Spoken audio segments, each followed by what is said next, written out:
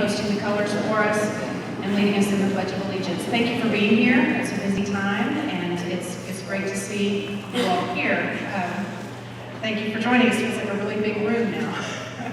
All right, you see up here that there's an announcement for you to download a QR code reader. If you have a chance during this evening's presentation and you have a smart device, if you could download a QR reader, because we're going to do a survey at the end, an individual survey and a group consensus survey, and you can use the internet link that we provide you, or you can use the QR code, or we'll have some paper copies as well for you to use.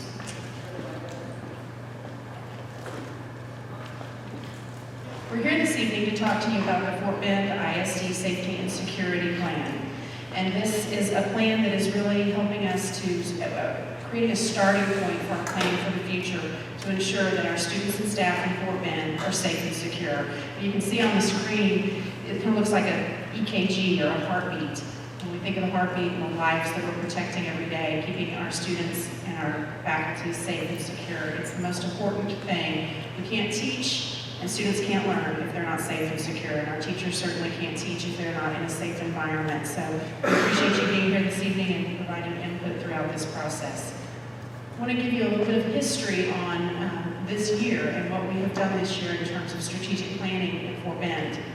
We started in the summer and really began engaging the community in September of this school year in a facilities master planning process. And through that process, the needs of each facility were assessed.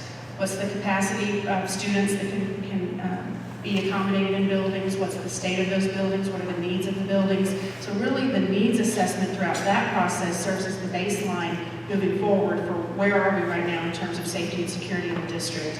And Chief David Ryder, who will present to you this evening, will share with you then how our needs, what our needs are, and how that aligns with best practices and what we need to consider moving forward. Throughout the strategic planning process, for the facilities plan, we ensured that we stuck with the Board of Trustees' core beliefs and commitments. That's really the frame that we use to ensure that all of our decisions were aligned with our core beliefs and commitments. And we continue to do that through this process as we engage with you and move forward in making decisions. We're driven by our core beliefs and commitments and by the mission and vision of the district, our guiding principles, if you will, as we move forward. We're replicating the community engagement process that we went through with the facilities master planning process.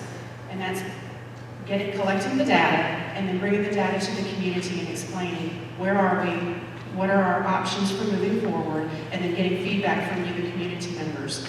We started about 2 weeks ago in presenting to our steering committee. We had a steering committee that really worked tirelessly over several months to help with the facilities master plan. And thankfully, many of them volunteered to come back again after many nights and long hours of work on the facilities plan. They were eager and ready to go again. I know there's a couple here, if you just wave, steering committee members, back joining us again to help us out with the safety and security plan. So we met with them and briefed them on where we are and what we're doing. They provided excellent input to help us kind of shape our discussion with you in the community and provide information to you that will be beneficial moving forward. We met with our principals after our monthly ATM meeting so that we could gather campus-specific information in terms of their beliefs of how safe and secure their particular campuses are. We've also met with the budget committee in the district. We presented at a board workshop, and last night we met at Willow Ridge High School. Tonight, of course, we're talking with you, and then tomorrow evening we'll be at Bowie Middle School for making sure we hit all of the areas in the district. After Thursday evening's meeting, we'll be posting the video of tonight's meeting on the website and a link to the same survey that you'll take this evening so that folks who aren't able to come can get online, learn about what the options are, and provide input to us as well so we get the full voice of the community. Once we receive all of the input through those surveys, we will collect the data and then go back to the steering committee, and they'll help us to finalize the safety and security master plan that we'll be taking to the board in June. The safety team is made up of executive team members and leaders in the district who've worked on the plan and are continuing to work together to gather data and go through the input, and we'll be going through the input from the community and helping to shape the plan. And we're very very honored this evening to have Chief David Ryder with us, and he's going to give you the specifics about this plan and help you to see where we are and where we need to be as a district. Thank you very much. I think this one's worth it. Okay. All right, so we're going to overcome those. Good evening. Thank you for being here. My name is David Ryder. For those that don't know me, I've spent the last 24 years in law enforcement. The last 18 has been in school district law enforcement. Spent 12 and a half with Austin ISD, and I've been blessed to be here for the last 4.5 years. And I know that we have some fantastic officers and fantastic staff members and community members, and I know we're all in this together. So really excited to be able to show this to you and to talk to you a little bit about our safety and security master plan. So I want to start with a little bit of background information. In 2002, the Homeland Security Act was written as a result of the September 11th attack. And so that Homeland Security Act identified school districts as governmental entities, which means that we have to follow the regulations that come down through the Homeland Security Act as they relate to terrorist events. We all know that schools are not exempt from terrorist events, but when we think about violence in our schools, the first thing we think about are school shootings. And really, I mean, those are tragic events when they occur, so really they're pretty far and few between. We have about 10 or 12 a year across the United States, but we deal with far more other issues in safety and security on a daily basis, even in our own schools here. So when we talk about safety and security tonight, we are talking about an all-hazards approach, an approach that covers those intruders in our campuses and the possibility of a school shooting. But we also want to cover everything else that can be a possibility. Severe weather, tornadoes, hurricanes. We're much more prone to that than anything else. We want to talk about the irate parents or stragglers that come on our campus. So we want to talk about an all-hazards approach. When we talk about this all-hazard approach, we talk about a lot in our department from a 40,000-foot view. We have a campus that makes decisions, and they're made for that campus. But when we start talking about safety and security, we want to think from the 40,000-foot view. We want to think from the top and look at how it impacts the district as a whole. So tonight, you're going to hear options. We've not decided on any of these. Well, let me take that back. Some of them we have decided on, but those are the ones that don't cost a lot of money or don't cost any money at all. We are presenting these to you so you can tell us what you think we should be focusing on. Okay? So as we look at this, these interrelated elements, and we look at all these options about what would make our schools safer, or what we think might make our schools safer, it's based on best practice in our industry. It's based on our professional knowledge and our experience. It's based on community input. It's based on third-party evaluations and other companies that come in and do that for us and provide that service. So that's kind of where we're at. When we talk about the best practices and emergency management, we're talking about 4 interrelated elements. And those interrelated elements are infrastructure, and we're going to talk about those first. Crisis communication and notification. Those are a little bit different. One is a two-way communication, and one is just I'm giving you information and you can't respond back. Staffing is the third interrelated element. We have to have the right people in place to carry out the plan, and then policies and procedures is the fourth interrelated element. Every safety and security plan has these 4 interrelated elements in it, or it's not going to be a viable plan. So our first interrelated element is going to be infrastructure. When we talk about infrastructure, our goal is to narrow the risk of threats by building or putting things in place that keep those threats from happening. It's mitigation. And so what I want you to think about are these concentric circles of protection. In other words, the more layers of protection we put in and around our campuses, the better served our students and staff will be when it comes to safety and security. So in order to talk about these in a not in a obscure manner, into a manner where we can follow it, we're going to think about it as from the bus all the way into the center of the school. Okay? So as we start talking about these, you're going to be a student on a bus. What are the layers of protection as we move from that bus all the way into the center first thing in our infrastructure that we want to talk about are school bus camera systems. Right now, we have 467 buses in our fleet. 140 buses have video capability, and the others do not. We use the video off of those school buses for a number of things. Investigations, maybe it's just a criminal investigation, maybe it's just a disciplinary investigation. But we use the video for a number of things. And we know video helps deter some behavior. So we want to, our goal is to put video on all of our buses. The way our buses operate now, the way the video is now, the video is stored on a hard drive on the bus.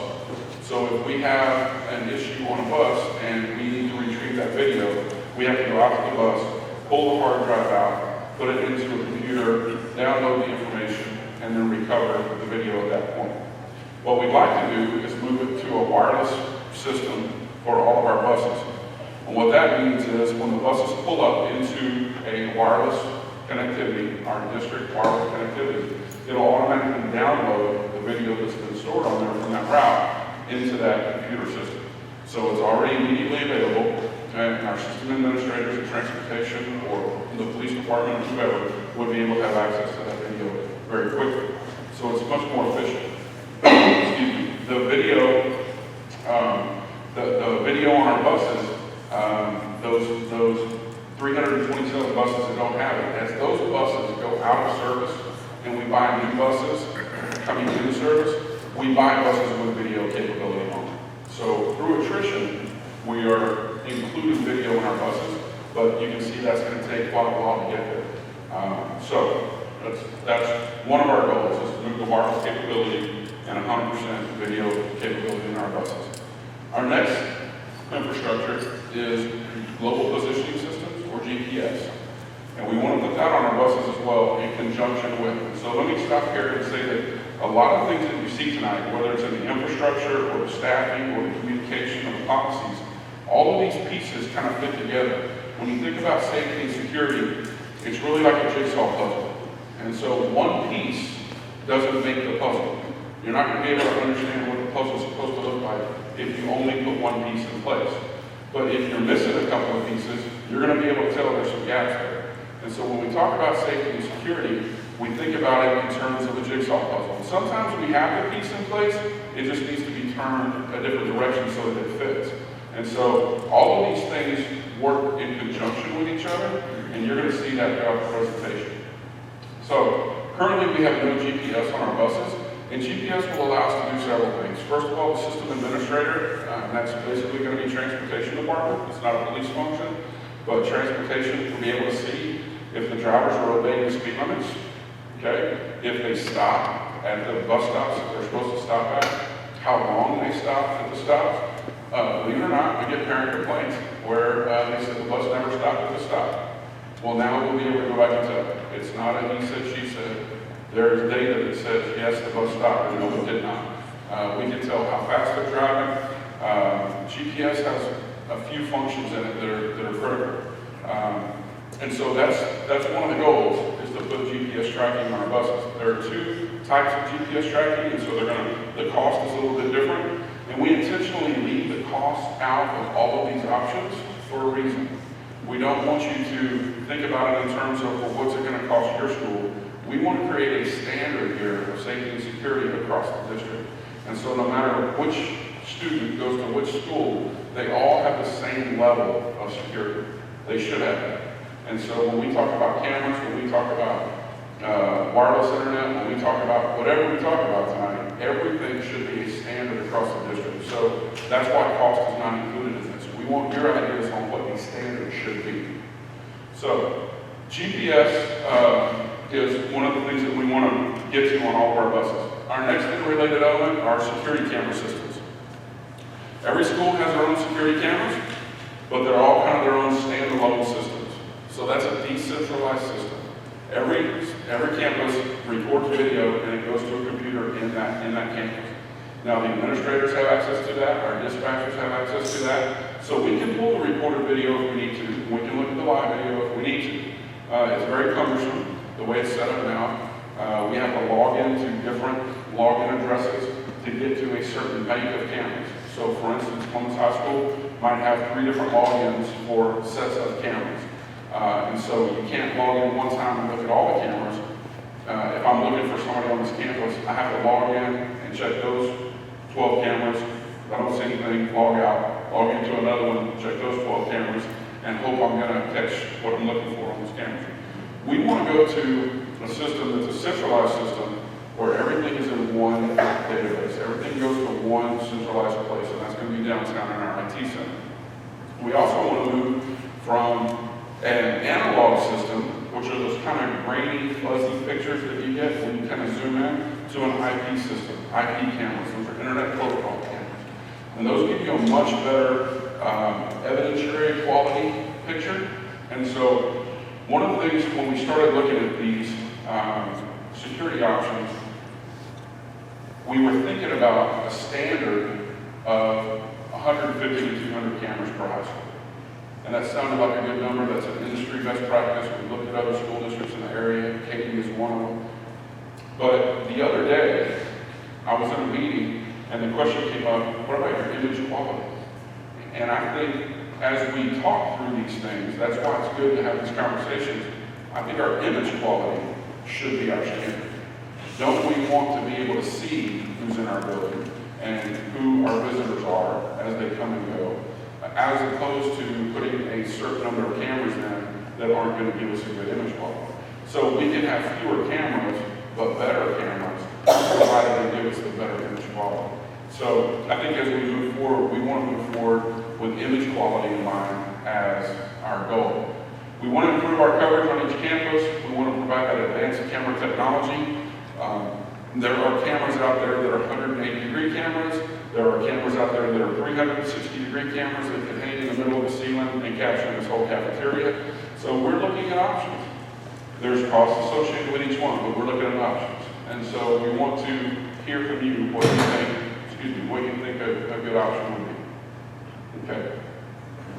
Our next interrelated element is security fencing. We hear a lot about security fencing around, especially around our elementary schools. We know that there's some schools in our neighborhoods over here that don't have adequate fencing around their playgrounds, around the portables. And so we've identified those schools, and we've identified how many feet of fencing we think each one would need. So we've shown you this up here. 41 elementary campuses need 36,000 linear feet of fence. The middle schools, there are 11 middle schools. They need over 33,000 linear feet of fence. And 11 high schools, over 65,000 linear feet of fence. So the question becomes, do we want 20 miles of chain link fence, or do we want ornamental fence, which is a cost? Don't forget that with chain link fence, somebody's going to have to weed eat, either mechanically or chemically, a new 20-some-odd miles of fence. Somebody's going to have to go and pick the trash up that collects at the base of the fence. So there are a number of factors that are associated with these, but we know from hearing from the community that fencing should be considered. And we think fencing it needs to be considered, but we want to hear from you on how much it needs to be considered. And maybe we just fence certain areas instead of teacher parking lots, because there's going to be a gap where the cars drive in and out. We can't fence the whole thing. So do we really need to put fencing up around there, or do we just put it around the playgrounds and around, the places where the kids are likely to be? So those are our goals for security fencing. The next interrelated element is video intercom system. The video intercom system is a device that mounts into the wall by the front doors or by the exterior doors of schools. We see these a lot at our elementary schools, and we would like to include at least one of these at every school. Now, middle schools and high schools, the students are a little bit more mobile, so we would probably need more video intercoms, probably around the exterior doors, so that those staff members inside the school can see the students that are coming in. Let's say they're late, or they went outside for something and they're coming back. We want those exterior doors to stay locked. So during the day, they have card access on them, but during the day, during certain times, they're programmed to stay open so that kids can move back and forth freely between classes. But during that class, when that class changes over, those doors are locked. And so the video intercom would allow somebody in the campus in the front office to see who's at that door before they let them in. Right now, we can't do that, and those doors end up getting propped open. So our goal is to install video intercoms at each campus. Access control. All of our staff members have an access control card, and the benefit of the access control card is we can do away with keys for the exterior doors, master keys. We know that when we have employees that no longer work for us, and they have a big key ring of all these master keys, and they don't turn them in, or they seem to have lost 2 or 3, it's very difficult to track that and find them. So key inventory control is a big issue for us as far as safety and security. So we want everybody to have card access and improve or add to the number of card access readers we have at our schools. We want to bring that up to a higher number on each campus. And the benefit of the card access is it gives you a date and a timestamp and a name for each person that uses that card at that card reader. And then when an employee no longer works for us, our system administrator can go in and deny access or cut that card off, and then that card doesn't work anymore. So even though they have a card, they're not going to be able to get into a building. So those are the benefits of having this as opposed to having a hard key. So we want to standardize the number of card access ports per campus for elementaries, for middle schools, and for high schools. And we know that there are some places inside the school that could probably use these. The vault, okay, where campuses store PTA funds and band money and things like that. Computer labs, the MDF and IDF rooms, those are places that normally just have a key. And so we want to make sure that they have a computerized key card to keep people out with just a key. Okay. Security vestibules. Several of our schools have security vestibules now. I think 29 of them, and we want to improve on those, but we have 42 campuses that don't have security vestibules at all. A security vestibule allows us to better manage our visitors as they're coming into our schools. We want to have an inviting area out of the weather, but an area that's secure. And so it allows our front office staff to systematically manage our visitors as they come in and before they go into the rest of the school. The security vestibule at some of our campuses might consist of just a table or a desk and nothing else over it. And so if there was somebody that wanted to do some harm, they could jump over that and get past it and then have access to the school. So we want to improve on those. We want to put something up, maybe some plexiglass or something, maybe a framed window, something that's going to keep them from being able to just jump over that desk. Okay, we got to keep that in mind. And so those are some of the things that we want to do to improve the ones we have. For the ones that we don't have, that don't have a security vestibule, we're going to go ahead and build out a full vestibule. And that's going to require card access on those doors as well. Then the person that works at that school, on the other side of the vestibule, once they manage those visitors, maybe through a sliding glass window or something, they go through Raptor or they check in the right way, then they can buzz them through the door and they go to whatever appointment they have in the school. Impact-resistant window film. This is something, again, it dovetails right into the security vestibules and other places at the school. We saw in Sandy Hook where that individual shot at a window and it shattered. It didn't have any film on it. It shattered and he was able to walk through it. Okay? We want to mitigate that. We want to make sure that doesn't happen again. So one of the ways we can do that is putting some window film on our vestibule windows. But when we look at bulletproof window film versus hurricane-resistant window film, for instance, bulletproof window film is very, very thick and it's very difficult to see through. It's kind of foggy. It's like looking through those frosted shower doors. Okay? So it defeats the purpose of our clerks in the front being able to see who's coming into the vestibule because they're not going to be able to see through there. So we know that hurricane-rated window film is rated for 2x4s, tree limbs, debris traveling at hurricane force speeds and smashing into windows. And it's designed to shatter but not fall apart. And so we know that that's going to deter and delay somebody who's trying to get in through that window, okay? So we want to explore the option of putting some hurricane-resistant window film on those vestibules. It's much, much thinner, but it's very, very strong. It's applied directly to the window, and it's see-through. You can't even tell it's on there. And so when you hit it with a hammer or try to smash it out, it's just gonna look like that, and you're not gonna get through it. So that's gonna give us time to get to that individual and figure out why they're trying to break through the window. And we want to deter and delay somebody trying to get in, so that's our goal. Radio frequency identification technology, this is RFID technology. This has been tested in some schools across the country. It's not very popular right now, but it's an option, so we wanted to talk about it. RFID technology is a technology that we can use in conjunction with our ID cards. This technology is either passive or active card readers, and they interact with a wireless network in the school. So basically what would happen is everybody who's in the school that has the RFID technology embedded in their ID card, when they're in a location, their card is reading to a wireless internet port in that area. So your system administrator in the school would be able to see green flashes on the computer screen that shows all the cards are okay and people are where they're supposed to be. Now, you have a student that comes from one campus to another and they're trespassing.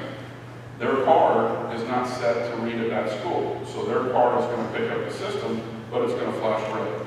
So our system administrators are going to know right away that somebody doesn't belong on our campus that has a card. So that is one advantage.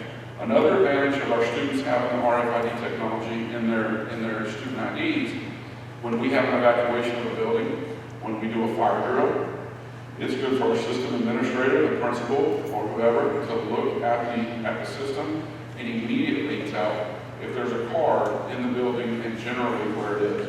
It'll read within about 200 feet of where the card is. So if there's a student that's in the library and they heard the fire drill, they say, "That's just a fire drill, I'm not going." Or they're hiding in the bathroom, or whatever. Or they may just left their card in their backpack and it's in the locker. And that's a possibility too. But it would be nice for us to know that. So if we have a severe weather event or evacuation of a building, we'd be able to tell very quickly if we saw a card still flashing on that screen. The other thing that RFID can do on the IDs for our teachers and for our staff members is their IDs would have a series of 3 buttons embedded in the card. And when you program them a certain way and you push them in a certain order, they emit an alarm signal to the system administrator. It doesn't make a sound, but the teacher could have an irate parent in a parent conference. They could have a student that's not doing what they're supposed to do, and they can push the buttons just like this, like I just did on mine. It doesn't have buttons in it, but similar to that. And it would send a message to the administrator in the office that says, "I need help." And now the administrator would know to go down there and find out what's going on. And that would keep them from having to call somebody with a wall phone or a walkie-talkie or something like that. So that's one application. The other thing you can do is on the back of your RFID card, we can put a barcode on it. So as the students go through the lunch lines at every level, the cafeteria workers can add up what's on their tray. They swipe the barcode across the reader, and it automatically deducts from their account, and they go sit down and enjoy their lunch. It would speed up our lunch lines, make lunches go a lot smoother. That's one option. The other thing, like we said with transportation, they can use it to swipe on getting on a bus. If it turns green, the bus driver knows that they're supposed to be on the bus. If it turns red, they're not supposed to be on that bus. When they get off the bus, they can swipe it. When it turns green, it acknowledges they got off the bus. Now, couple that with GPS and our real-time data, and when we have those 15 missing elementary school kids that first week of school next year, which we have every day the first week, we bless our hearts. They just get off at the wrong place, or they don't get on the right bus, or whatever. They're elementary, and it's new to them. But what we end up having to do from the police side is we have to call that bus driver at home Because by the time the parents realize that they're missing, the bus driver's going home. So we have to call them and say, hey, do you remember on your route possibly a student who was about this big? They probably don't know their names yet. He might have been wearing these clothes. And do you happen to remember where he got off the bus? And that's how we have to start looking for him. So if we had the RFID technology, it would send, I think it actually sends text messages to the parents if you want, that says your child just got on the bus, your child just got off the bus, your child just entered the school, your child just exited the school. That's a pretty neat feature. So it's a possibility. Transportation, let's see. The other aspect of RFID are asset tags.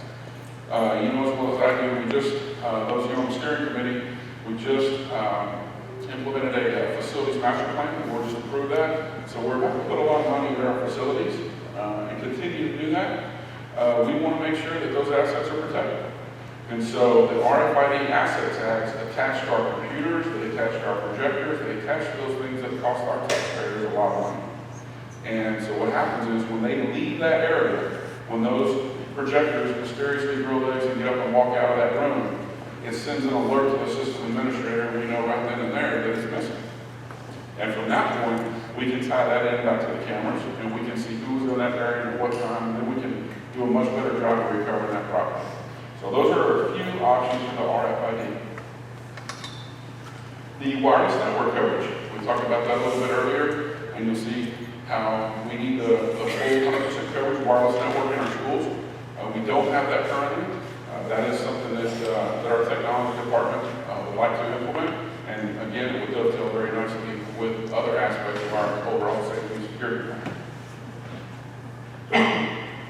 Crisis communication and notification. This is our second interrelated element. And communication and notification are separate. We're going to talk about them separately. The ability to communicate with staff during emergencies is paramount.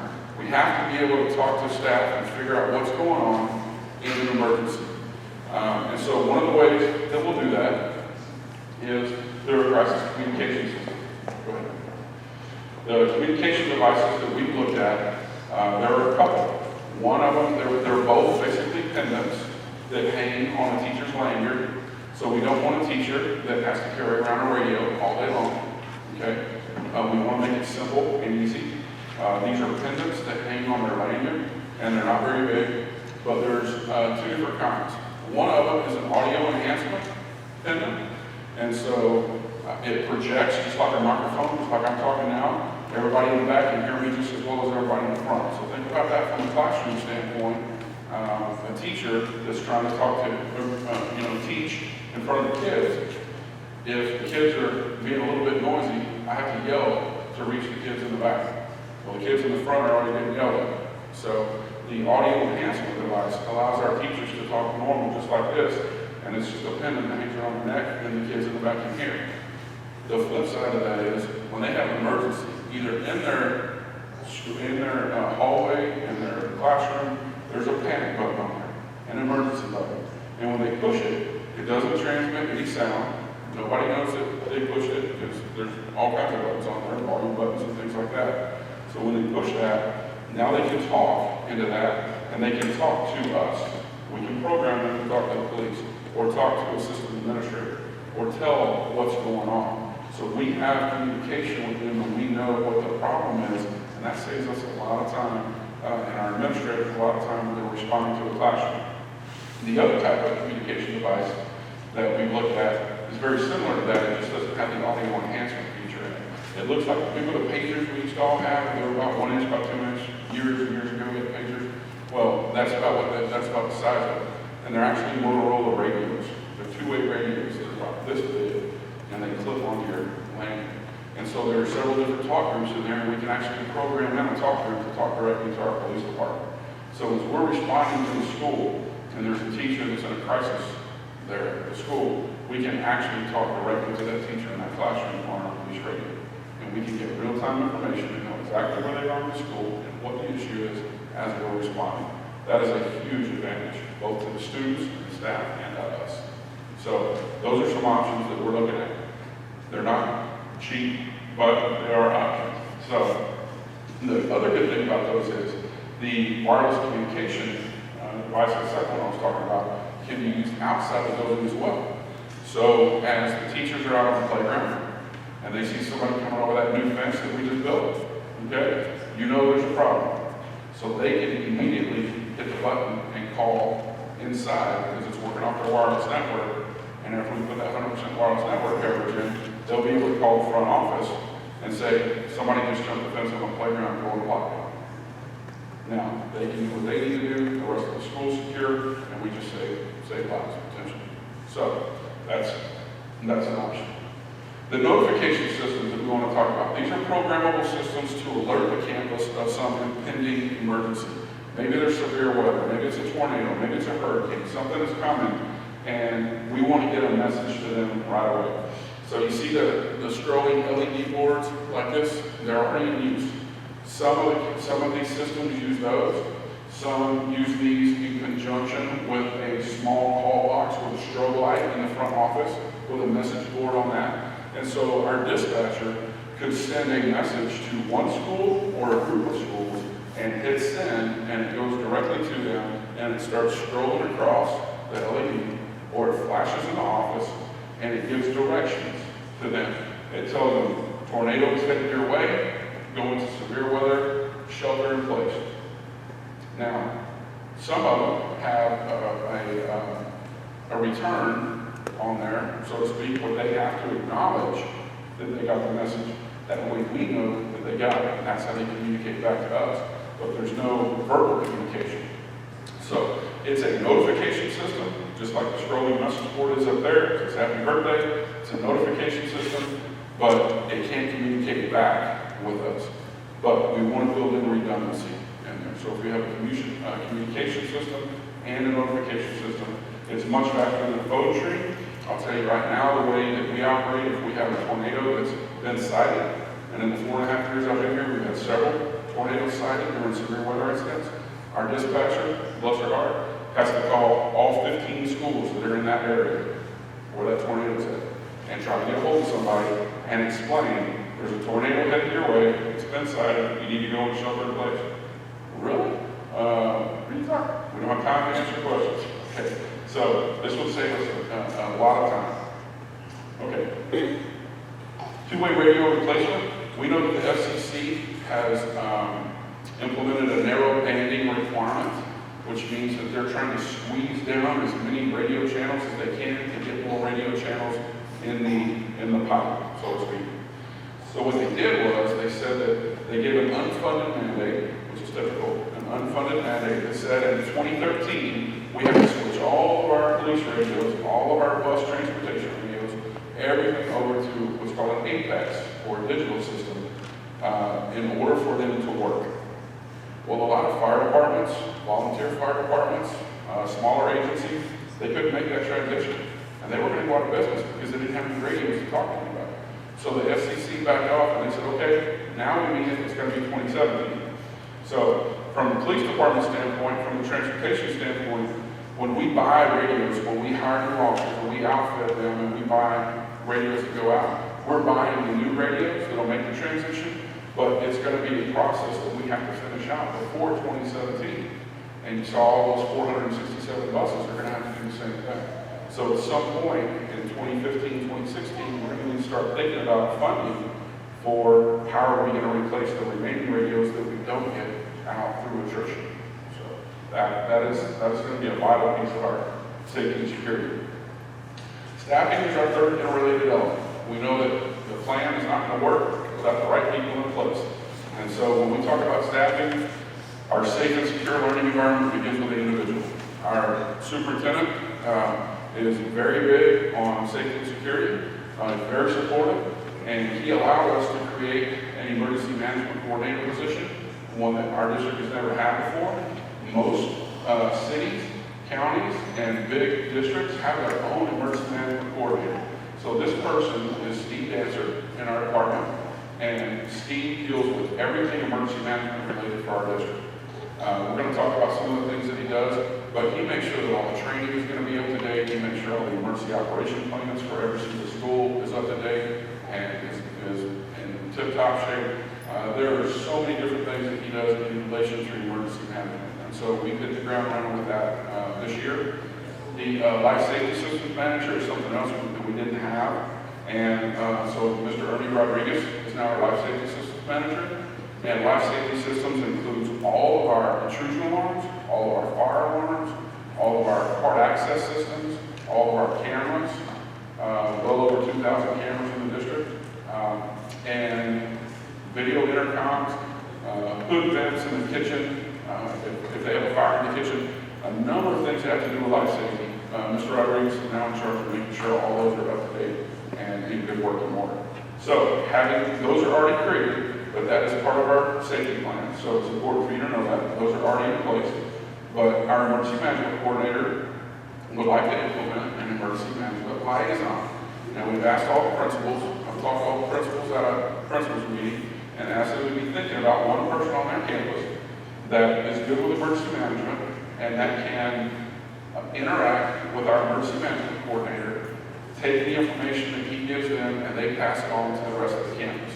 So when we talk about training, when we talk about helping with our security audits, when we talk about doing all those things that are emergency management related, then we have one person in each campus to talk to and to deal with, instead of, well, I'm dealing with it today, or I'm dealing with it, or just whoever answers the phone. So we have a specific person. We're going to identify those people from each campus, bring them in, give them specific training on emergency management, and then kind of be our shepherds out in the field, so to speak, for emergency management. So it'll require no additional staff, but it will allow us to push out emergency management concepts to our campuses in a much quicker, much more reliable fashion. Our police patrol operation. Currently, Fort Bend ISD Police has no patrol operation. We have 48 officers. All of our officers are stationed in middle schools or high schools, or they're investigators, or they're administrative folks. We answered about 31,000 calls for service last year with 48 people. 31,000 calls for service. And when you look at the statistics, and I've looked at them since 2009, every single year, we average about 38% of those 31,000 calls, 38% of those come in after 5 o'clock in the afternoon and before 6 o'clock in the morning, 7 o'clock in the morning. Okay, almost 40% of our calls for service come in when we don't have anybody scheduled to work. So those are the missing kids on the school bus. Those are the kids that go home and tell mom they've been assaulted, and mom wants to make a report. Those are the kids that go home and say, oh, I'm missing my cell phone, I must have got stolen at school, so I want to make a report. Those are a number of things, and bus accidents, things like that. And we don't have anybody to answer those calls. So what we have to do right now is we either assign somebody to work overtime for the afternoon shift, which costs money, or those parents don't want to talk to a Missouri City officer or Sugar Land officer or a county officer if it's something that happened on the school. And quite frankly, those officers aren't going to take a report if it's something that happened on the school. And as the chief administrator, I don't want to tell a parent, I'm sorry, you're going to have to wait till tomorrow to report it to your officer at the campus. That's not good customer service either. So we end up calling an officer out on overtime to come take that report, or we pull an officer who's working an athletic event somewhere in the district to go take that report. Well, now we've left that athletic event uncovered. So either way you go, it's really not a good situation, but we'll try to do the best we can with the resources we have. So we answered over 2,000 alarms last year. In 2013, ironically, we had 2,013 alarms. So that's easy to remember. But you know, those alarms are 24 hours a day, 7 days a week. And so when we look at it, about 17% of all of our calls for service come in on the weekends. We don't have anybody working on the weekends. So we need our own police patrol operation. And here's how we're going to help. Here are the kind of the functions that I'm thinking for those patrol operations. They'll work 365 days a year, 7 days a week, 24 hours a day. And our day shift patrol, which would be about half of the people that we hire for our full patrol operation, would be on day shift. Those day shift officers would be assigned to a geographic location. And those officers would have a group of elementary schools in that geographic location to focus on. Because we already have officers at the middle schools, and we already have officers at the high schools. So if I have officers that can respond to elementary schools without pulling away from the middle schools and the high schools.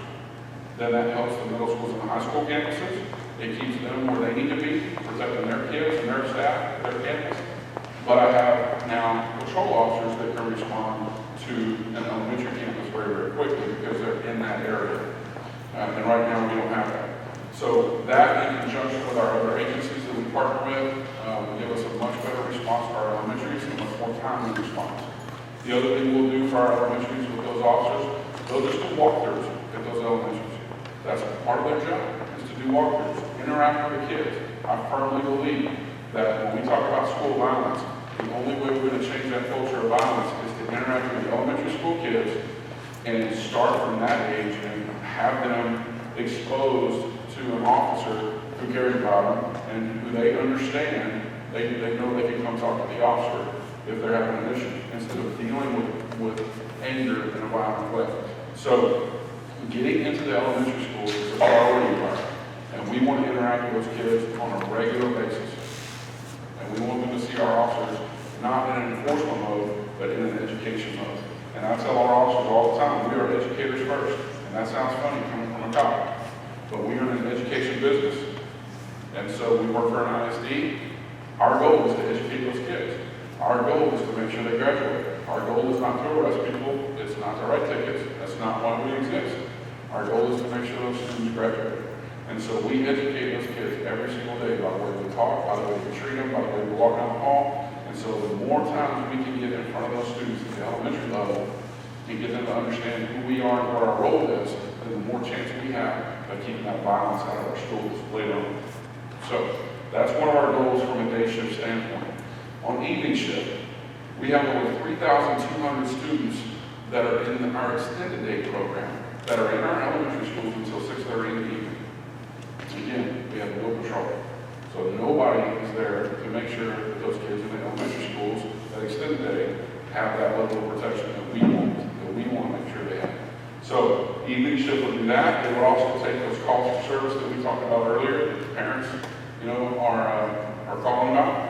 And then on night shift, again, we're about to put a lot of money into our buildings, and we already have a lot of assets in our building. And so we want our night shift to be proactive and check buildings on a regular basis, answer all those alarms that come in on night shift, because right now we have to send other agencies to answer our alarms. And quite frankly, another agency does not have a key to our building, and they don't have a code to our alarm. So they're not going to do anything when they get there, unless they just find a broken window with a sign that says, I'm a burglar and I just came in here. Other than that, they're going to say it's all secure, and they're going to leave. And quite honestly, we get charged a false alarm fee by those other police agencies when they don't find a broken window or a broken door. So our night shift patrol will help us alleviate a lot of that. I will tell you that during the summertime, all of our officers come in and they work a 24-hour patrol during the summertime. So from the day after school lets out until the day before school starts, 2.5 months, we have a 24/7 patrol operation in our department. We expect our officers to walk our schools, our campuses, check the doors, go inside, look around, all the way around the clock. This past summer, our officers performed over 14,400 close patrols and foot patrols of our 74 campuses. 14,400 overnight in 2.5 months. That's the level of service our patrol officers give our district. And in that time, in all of our buildings, and in 2.5 months, we did 1 burglary and we caught it. So having a proactive patrol works. It works. So we want to get to that point so that we can protect our assets, and we can make sure that the schools are ready for business first thing in the morning, and our night patrols have been out there watching them all night long. Okay, that would require 12 officers and 2 sergeants, 14 people, and we can do that 365 days a year. Predecessor teams. These are teams of individuals that are looking for behavioral indicators from students that are disturbing. What do I mean by that? I'm glad you asked. They have a student may turn in some disturbing artwork. Okay, they may turn in an essay that is not like all the others. And so the teacher comes to us and says, I'm not sure what to do with this. That's where the threat assessment team comes in, because that kid is reaching out. And again, I think we need to get to the kids to address the root cause of the violence in our schools today, even if it's just fighting. But I think we need to get to that root cause. And so what we want to do is implement some threat assessment teams. I don't think it's going to require any additional staff, but we want a nurse, a counselor, an officer, an administrator, a teacher, all those people to be a part of this team. And so when the student turns that in, and the teacher goes to the counselor and says, hey, something's not right here, the counselor says, let me get the team together and let's talk about this. Because everybody's going to think about it from a different point of view. And so when we get our collective heads together, somebody's going to come up with a pretty good idea, probably out of that group, and say, these are the resources we need to get that child. These are some of the things we need to be thinking about. And so that team helps assess the threats that are made. We're looking at behavior, not the student. We're not trying to punish the student. We're trying to find out what the behavior is, what the reason for that behavior is. Maybe there's something going on at home. Maybe they're being bullied at school. But we don't know that just from a drawing or just from an essay. So we want that threat assessment team to do that job and identify what the root is and then get that student some help before it turns violent. So that's where the threat assessment team comes in. To get started in that, all of our officers will go through they're already scheduled to go through a 40-hour mental health officer certification course this summer. That course, I've been through it when I was in Austin. I'm certified MHO. I couldn't tell you the least little thing about it though, I'll be honest with you, because if you don't use it, you lose it.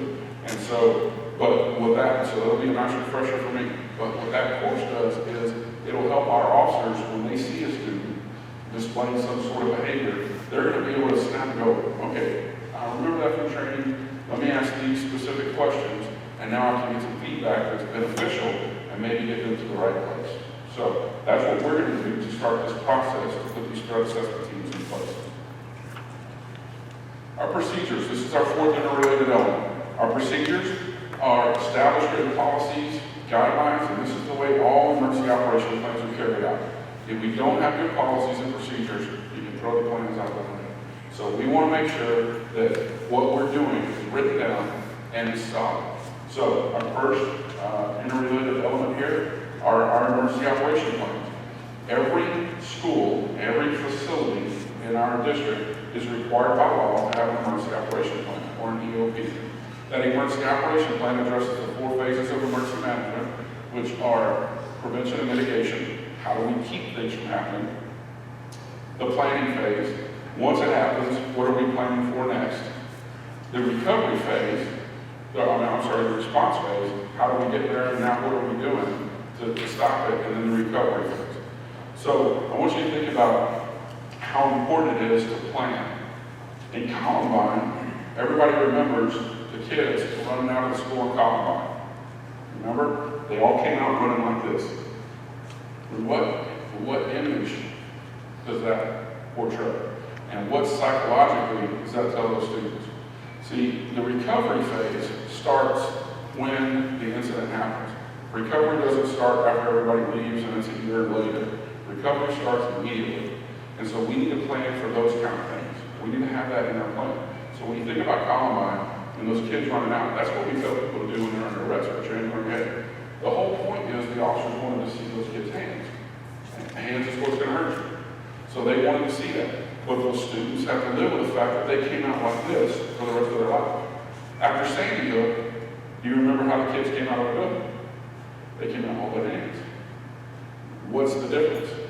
They're unified, they're together, they're coming out together, and they're not in trouble, they're together. Can you still see their hands? Absolutely. If the chain breaks, can you see it? Absolutely. So those are the things that we need to think about and put in our plans. If we don't plan for that, we're just going to wing it when it happens, and it's not going to be good. So our plans are so important. They describe the roles and responsibilities of everybody involved and the redundancy built in. We go 3 deep in everything we do. So if somebody's supposed to be the incident commander, we're going to have a backup and a backup to them. Because Murphy will be at every incident. And he will be running, trust me. And it's going to be organized chaos at best. And so we want to make sure that we have redundancy built into our plans and those emergency operations. Those plans get audited by law every 3 years. Our emergency management coordinator is doing that. And instead of doing all of them in the third year of the phase, we break them up into thirds, all of our schools in the thirds. So we do 1/3 1 year, the second third the second year, and the last third the third year, so that we can do a better job of making sure we get good quality audits instead of just saying, is it on paper? Okay, we'll check it out and we move on. That's not what we want. Okay. The standard response protocol. This is a, what's the word I'm looking for? It is it's a process. It's a protocol that's put into place by a gentleman out of Colorado. His daughter was the only person killed in the Platte Canyon High School incident where a drifter walked into a classroom and held a classroom hostage. And so he started this after that incident. And I actually went to his training and heard him speak and took a picture with him. He's an amazing guy. But basically what standard response protocol is 4 words. Lock down, lock out, evacuate, and shelter. And those are the 4 key terms that everybody needs to know in any type of emergency. And so if we can train our little kids and then train our middle school kids and our high school kids, those 4 things and what they mean and how to do them, that's very easy to do, then we have a standard response across the district. Every student, from the day they get to kindergarten until the day they graduate, is going to hear the same message. Every teacher hears the same message, and it's simple. And so we don't want to get complicated, we don't want to get convoluted, we want to make it simple and easy to train and to remember. So those are 4 actions, and that's all it is. And so we want to implement that here in the district, and the good news is, it's free. So all the information that we pull from the internet, from that site, is free. And if we want to buy the books and hand the teacher a book, it costs a little bit of money, I'll pay for it. Okay, it's worth it. But we can download that information for free. No additional staff is necessary, and it gives consistency to all of our students and all of our staff throughout their entire educational career. Safety and security audits. Again, this is mandated. It's every 3 years. Our audits include intruder assessments. Believe it or not, we actually send good guys into the school dressed as plain clothes. We have fake IDs that are made up, and we walk into the schools just to see. I want to know if we're going to be stopped in the school. Okay? And so we have people that do that every now and then, and it's not a gotcha. We tell the principals it's coming. And we tell them and tell them and tell them and tell them it's coming, so that by the time we get there, they're pretty vigilant about it, which is a good thing. We want them to be that way. But we do interior security checks, we do exterior security checks, and part of that audit is also the leadership in security and safety and security. We want to make sure that the principals and the administrators have gone through the right training, that they're well versed in emergency management, that they know what's going on, and they know what the emergency operation plan says. We want all of our officers involved in the emergency operation plan, so if something happens, they know what's supposed to happen and where people are supposed to go. So our audit is based off of best practices. We use over 200 questions in our audit questionnaire. Very intensive. It takes several hours to complete. And so that's another function of that emergency management liaison will help our emergency management coordinator complete our those audits on those campuses. So those are conducted by our emergency management coordinator. Community engagement. This is why I turn it back over to Beth, and she's going to talk to you about community engagement. So thank you very much for listening, and go ahead. All right, thank you. All right, as I said in the beginning, we so much appreciate your input and the input of the entire community throughout this process, because without that, we won't know where our starting point is. It's critical that we have the input of the community and concerns shared, and we're asking you tonight to give us your feedback in 2 ways. One, on an individual level, from that 40,000-foot view that Chief talked about in the beginning. So not just pertinent to your school where you may work or your school where your kids go, but in relation to the district as a whole. You're going to look, and you can download this, or not download, you can access this through the QR code or on the web and do it electronically with the information I gave you earlier, or you can do it by hand. They're being passed out now. But do this from a district-wide perspective. What impact do you believe those integrated components that Chief described to you What impact, what level of impact do they have, in your opinion, on the safety and security of our students and staff? That's what you're going to be doing for us in the first part of the questionnaire. And then in the second part, there's some open-ended questions. So I'm going to give you about 5 to 8 minutes is what it's been taking, folks. I'll check on you in about 5 minutes, and then we'll come back to whole group and we'll do a consensus activity where I'll get your feedback as a group. If you have specific questions, I'm here to answer. We're here to answer, so please don't hesitate to ask.